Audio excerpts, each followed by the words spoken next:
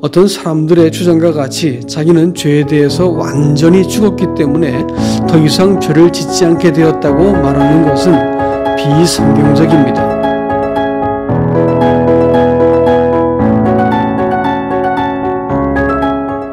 여러분 안녕하십니까? 어부와 목자입니다.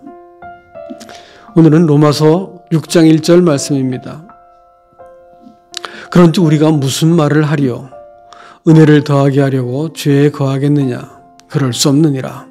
죄에 대하여 죽은 우리가 어찌 그 가운데 더 살리요? 바울은 5장에서 죄의 통치보다 더욱 크고 강력한 하나님의 은혜의 통치를 소개했습니다.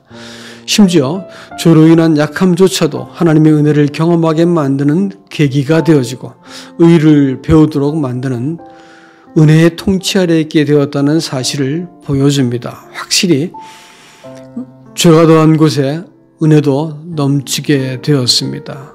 왜냐하면 죄가 클수록 그것을 덮는 은혜도 크기 때문입니다. 그러나 죄를 지을수록 하나님의 은혜를 더욱 경험한다면 은혜에 거하기 위해서 죄를 지어도 된다는 것이냐라는 반론에 직면하게 될 것입니다. 바울은 일단 이에 대해서 결코 그럴 수 없느니라고 단호하게 대답합니다. 왜냐하면 우리가 죄에 대하여 죽었기 때문입니다. 이 말은 우리 사람이 스스로 더 이상 죄를 짓지 않게 되었다든가 죄를 지을 마음조차 없어지게 되었다는 말이 아닙니다. 다만 그리스도께서 죽으실 때 우리가 그 안에서 이미 함께 죽은 자가 되었기 때문에 고의적으로 죄에 거하는 일이 불가능하게 되었다는 말을 하고 있는 것입니다. 지금은 새로운 통치자 아래에 있기 때문에 이전 통치자의 법을 따를 수도 없고 죄가 더 이상 우리를 강제할 수 없게 되어지는 신분을 상기시켜 주고 있는 말씀인 것입니다.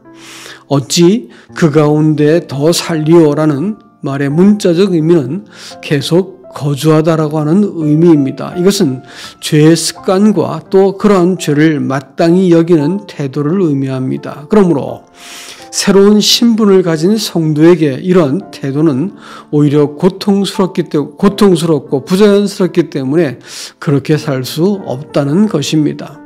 따라서 어떤 사람들의 주장과 같이 자기는 죄에 대해서 완전히 죽었기 때문에 더 이상 죄를 짓지 않게 되었다고 말하는 것은 비성경적입니다.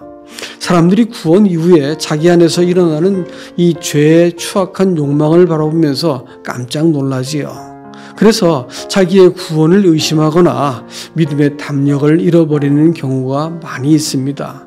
이런 사람들에게 은밀히 접근해가지고 마치 두 번째 구원이 있는 것처럼 속이는 거짓 교사들이 있습니다. 성도들도 종종 이런 사람들의 이 교훈을 받아들이고 설득을 당해가지고 십자가를 통과한 높은 경지에 도달했다 이렇게 말하는 사람들을 바라보면서 영적인 열등감을 느끼기도 합니다. 하지만 이것은 거짓된 교훈에 불과합니다.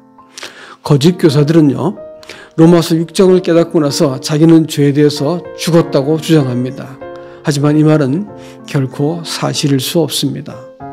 이 말씀은 사람의 경험을 말하는 것이 아니라 하나님 편에서 행하신 일의 결과를 선언한 것이기 때문입니다. 그러므로 죄에 대해 죽었다는 말씀은 사람이 죄를 짓지 않게 되었다는 말이 아니라 통치권이 바뀌었다는 선언입니다. 그러므로 요한일서에서도 하나님께 난 자마다 죄를 짓지 아니하느니라 이렇게 말한 그 말씀도 마찬가지겠죠. 전혀 죄를 짓지 않는다는 말이 아니라 그런 완전함을 말하는 것이 아니라 계속 그 안에서 습관적으로 죄를 짓지 않는다는 의미가 될 것입니다. 그런데 신분은 변화되었는데 왜 우리는 아직도 죄를 지을까요? 이 점에 대해서는 다음 시간에 자세하게 말씀을 드리도록 하겠습니다.